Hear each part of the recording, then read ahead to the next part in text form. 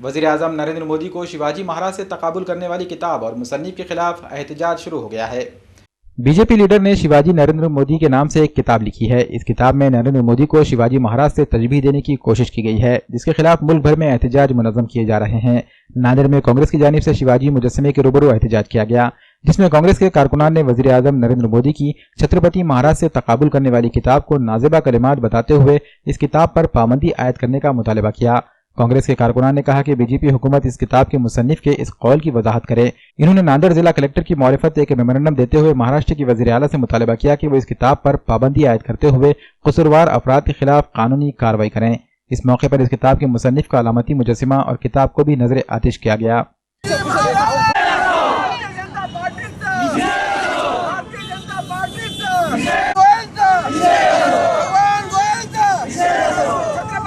ज्या भगवान गोयलने ही चूक केली त्याची चूक ही माफी करण्यासारखी किंवा त्यांना माफी मागण्यासारखी ही एवढी छोटी चूक नाही आहे। त्यानं या महाराष्ट्राचंच नव्हे या देशाचे आराध्य दैवत छत्रपती शिवाजी महाराजांची मोदींसोबत केलेली तुलना ही महाराष्ट्र कधीही खपवून घेणार नाही।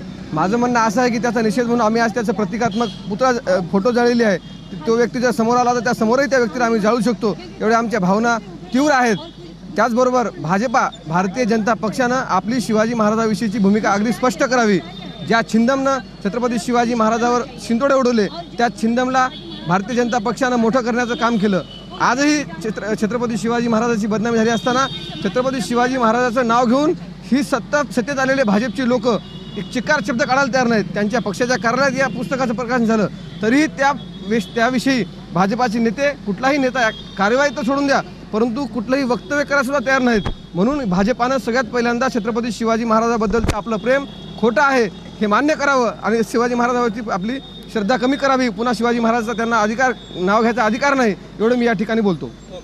आता आम्ही माननीय कलेक्टर साहेबांना भेटून 2 निवेदन दिले आहेत। एका निवेदनाच्या बाबतीत जे आम्ही निषेध इथं फोटो जाळून केलेला आहे याच्या संदर्भात आताच आपल्याला माहिती देण्यात आली आहे। दुसरा एक निवेदन आम्ही त्या ठिकाणी दिलेलं आहे की तानाजी आणि छपाक हे 2 पिक्चर त्या महाराष्ट्रात टॅक्स फ्री करावे अशी एक विनंती आम्ही त्या निमित्तानं केलेली आहे।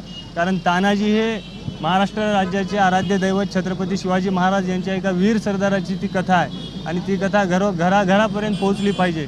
आणि दुसरी गोष्ट छपाक हा जो सिनेमा आहे एका ॲसिडग्रस्त ॲसिड पीडित मुलीची तरुणीची व्यथा त्या पिक्चरच्या माध्यमातून समोर आणलेली आहे आणि ती व्यथा सगळ्या लोकांसमोर सर्वसामान्यांसमोर जावी आणि त्या माध्यमातून अपप्रवृत्तीला आळा बसण्याचं काम होईल। त्यासाठी आम्ही महाराष्ट्र शासनाला या निवेदनाच्या माध्यमातून विनंती केलेली आहे की महाराष्ट्र राज्यात हे दोन्ही चित्रपट करमुक्त करावे।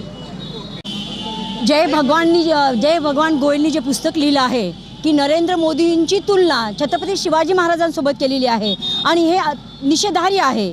छत्रपती शिवाजी महाराजांचं बहुजनांचं राज्य होतं आणि आज जे मोदींसोबत जी तुलना केलेली आहे ही छत्रपतींचा इतिहास मिटवण्याचा प्रयत्न आहे। आणि आमचा दुसरा आक्षेप असा आहे, जरी बीजेपीने हात झटकले असले की आमचा याच्याशी काही संबंध नाही, पण पुस्तकाचा प्रकाशन सोहळा बीजेपीच्या ऑफिसमध्ये झाला कसा यावर सुद्धा आमचा आक्षेप आहे। आणि असे पुस्तकं उद्या कुणीही त्यांच्यावर गुन्हा दाखल करण्यासाठी आम्ही आज निवेदन कलेक्टर साहेबांना दिलेलं आहे, SP साहेबांना दिलेलं आहे, मुख्यमंत्री साहेबांना दिलेलं आहे आणि नांदेड जिल्ह्याचे पालकमंत्री अशोक चव्हाण साहेबांना पण दिलेलं आहे की उद्या त्यांच्यावर गुन्हा दाखल करायला पाहिजे। उद्या चालून कुणीही लुंगासुंगा उठेल आणि छत्रपती शिवाजी महाराजांसोबत जर तुलना करत असेल तर हे उद्याच्या भावी पिढीसाठी ही